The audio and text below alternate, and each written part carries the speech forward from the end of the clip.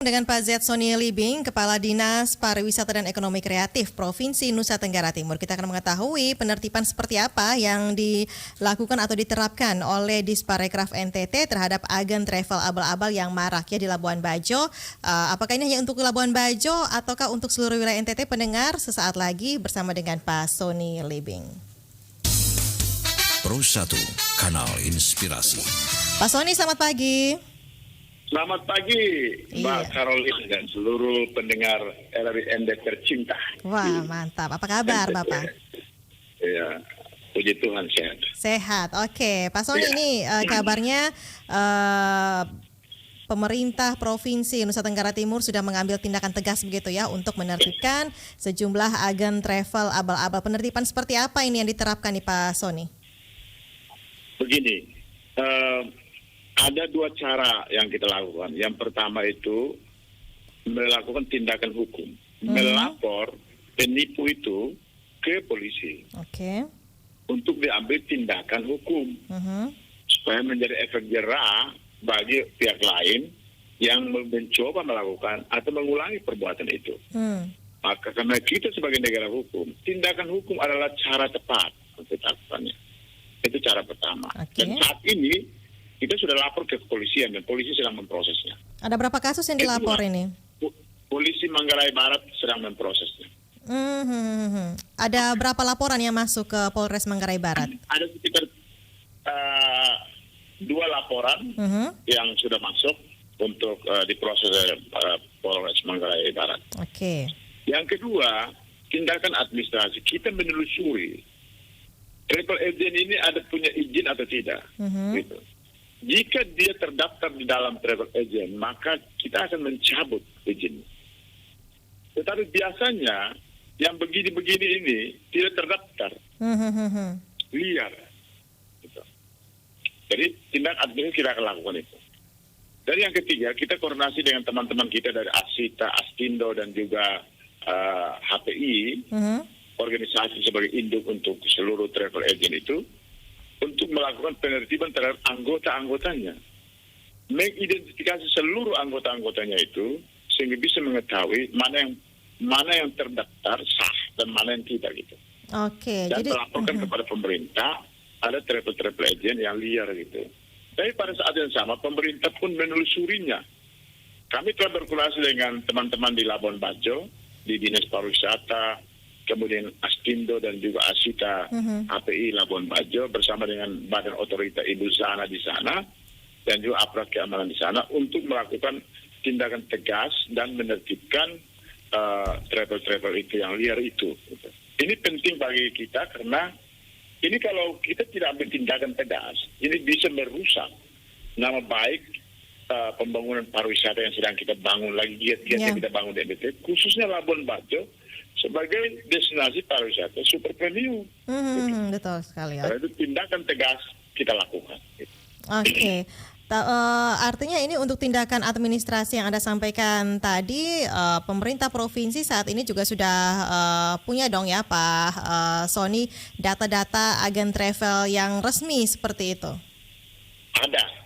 Kita punya data agen travel yang resmi, terdaftar, dan itu yang nanti kami akan sodorkan kepada seluruh pelaku perjalanan wisata di Indonesia bahkan di dunia. Bahwa kalau Anda ke NTT, inilah travel agent yang resmi, yang profesional, yang berintegritas.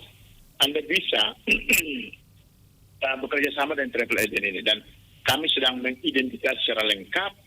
Kemudian kami sedang berusaha untuk memasukkan ke dalam dunia maya sehingga teman-teman pelaku perjalanan wisata itu dia bisa tahu travel agent mana yang sah dan mana yang tidak gitu. Dan kami juga mengimbau kepada pelaku perjalanan wisata agar jika melakukan perjalanan wisata mestinya lebih jeli melihat travel agent yang betul-betul terdaftar di dalam organisasi yang sah. Dengan demikian kita bisa mengontrolnya dengan mudah. Oke, artinya ini tidak hanya fokus untuk Labuan Bajo saja begitu ya, tapi untuk seluruh destinasi wisata di Nusa Tenggara Timur ya Pak Sony. Seluruh destinasi wisata, Kelimutu, Edi Ende dan berbagai di daratan timur, Sabo, Rote dan segala macam. Apalagi saat ini kan sudah semakin menggeliat kunjungan wisatawan dari luar maupun dalam. Ya. Setelah ada kelonggaran begitu. Apalagi di Labuan Bajo kemarin ramai sekali ya saat cuti bersama kemarin ini, padat Sangat sekali nih wisatawan di sana.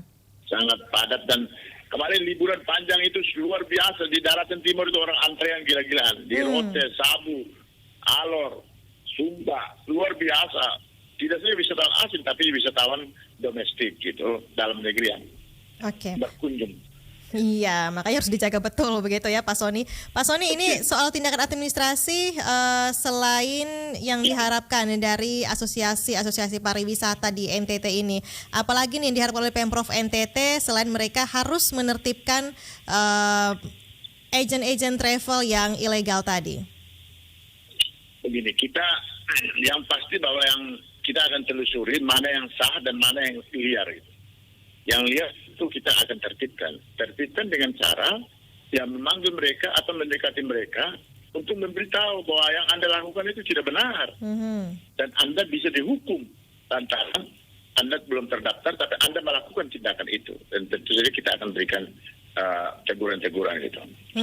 Dan kita juga tetap akan selalu berkoordinasi dengan kawan-kawan kita Asita dan juga Astindo, demikian juga HPI untuk selalu bersama-sama berkoordinasi melakukan langkah-langkah konkret terhadap agen-agen pariwisata kita yang liar itu. Okay. Karena ini teramat sangat penting. Bapak Presiden juga kemarin sudah arahkan bahwa saat ini ketika COVID sudah melandai, maka kita perlu menata pariwisata dengan baik, dan demikian orang dapat berkunjung dengan nyaman dan aman di destinasi wisata di NTT itu. Oke, Pak Sony, apakah ada cara yang mudah begitu ya, sambil tadi katanya pemerintah provinsi sedang menyiapkan bagaimana agen-agen yang resmi ini akan dipublish begitu ya, sehingga diketahui oleh seluruh wisatawan. Sambil menunggu itu selesai, nah ini bagaimana cara termudah kira-kira untuk mengonfirmasi begitu ya, ketika ada wisatawan yang menggunakan atau memakai salah satu agen dan mereka harus mengecek begitu, seperti apa nih cara termudah untuk mereka mengetahui kalau ini adalah agen resmi atau bukan nih, kemana mereka harus menghubungi seperti itu?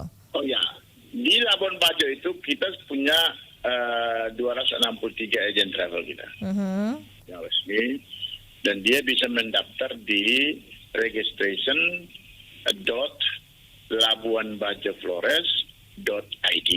Nah, di situ dia bisa mendapatkan informasi. Oke, jadi langsung ketahuan ya. Labuanbajoflores.id. Ya. Oke, ini keluar semua nantinya muncul ya 263 agen yang resmi tadi.